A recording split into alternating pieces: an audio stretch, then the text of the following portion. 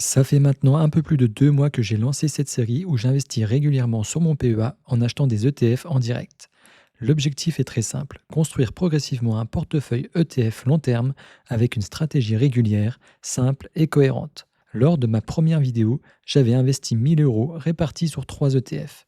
Un ETF Nasdaq 100, un ETF Eurostock 600 et un ETF Asie émergente. Aujourd'hui, on va regarder les performances du portefeuille sur mon écran, voir ce qui a fonctionné, parler un peu du contexte actuel qui est assez tendu avec des tensions au Moyen-Orient et surtout, je vais continuer mon DCA en achetant à nouveau des ETF en direct de mon PEA. Et vous allez voir que malgré les tensions géopolitiques, mon portefeuille est actuellement en hausse. Avant de passer aux nouveaux achats, regardons rapidement les performances du portefeuille. Aujourd'hui, ma partie PEA investie affiche un peu plus de 1100 euros.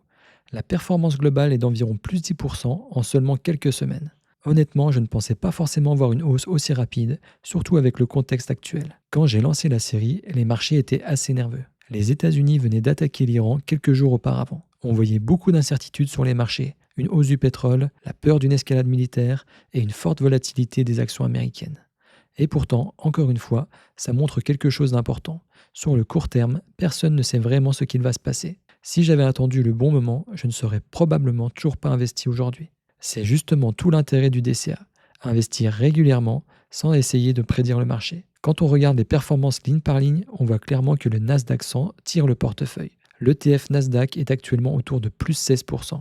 Ce n'est pas très surprenant puisque la tech reste extrêmement forte, avec l'intelligence artificielle, les semi-conducteurs, le cloud et les logiciels.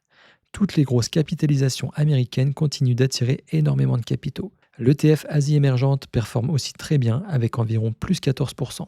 Et ça, c'est intéressant parce que beaucoup d'investisseurs ignorent complètement cette zone géographique.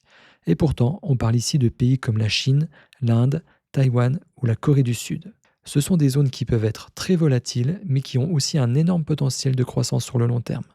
Du côté de l'Europe 600, les performances sont beaucoup plus calmes. On est légèrement positif, mais loin derrière le Nasdaq. Et c'est exactement ce que j'attendais. L'Europe apporte davantage de stabilité avec des secteurs différents comme l'industrie, l'énergie, la santé, les banques et le luxe. Mais aujourd'hui, clairement, ce sont surtout les ETF orientés croissance qui tirent le portefeuille. Du coup, ça influence un peu ma stratégie. Personnellement, je préfère investir sur les ETF les plus dynamiques. Je sais que ça implique plus de volatilité, plus de variations et plus de risques, mais c'est un horizon 10 ans minimum que je vise. Je suis prêt à accepter cette volatilité. Du coup, aujourd'hui, je vais renforcer avec environ 300 euros sur le Nasdaq 100 et 300 euros sur l'ETF Asie émergente. Je ne vais pas renforcer l'Europe 600 cette fois-ci. Par contre, je pense que lors du prochain investissement, je reviendrai probablement dessus pour rééquilibrer un peu le portefeuille. L'objectif reste quand même de garder une diversification cohérente. Il y a aussi un changement important dans ma stratégie dont je voulais vous parler. Lors de ma première vidéo, j'expliquais que chez Bourse-Banque, le montant minimum d'un ordre était de 100 euros. Mais désormais, avec les nouvelles règles, je suis obligé d'acheter pour minimum 200 euros par ETF. Et forcément, ça change un peu la manière d'investir. Je ne peux plus faire de petits ajustements très facilement. Je vais donc probablement fonctionner avec des renforcements plus importants, mais moins fréquents selon les ETF. Au final, ce n'est pas forcément une mauvaise chose, parce que ça évite aussi de surmultiplier les ordres. Maintenant, on va passer aux achats en direct. Je commence par le Nasdaq 100. Je clique sur Acheter. Je sélectionne la quantité. Ici, je vais en acheter 35. Ordre au marché. Et je clique sur Valider. Voilà, l'ordre est passé. Maintenant, je continue avec l'ETF Asie émergent. Acheter. Je sélectionne la quantité. J'en ajoute 6. Je sélectionne le type d'ordre au marché. Je valide. Et voilà, la transaction est passée. Mon portefeuille se met à jour. En tout cas, je suis très content d'avoir enfin lancé cette stratégie sérieusement après plusieurs années où mon PEA était quasiment inutilisé. L'objectif maintenant, il est très simple.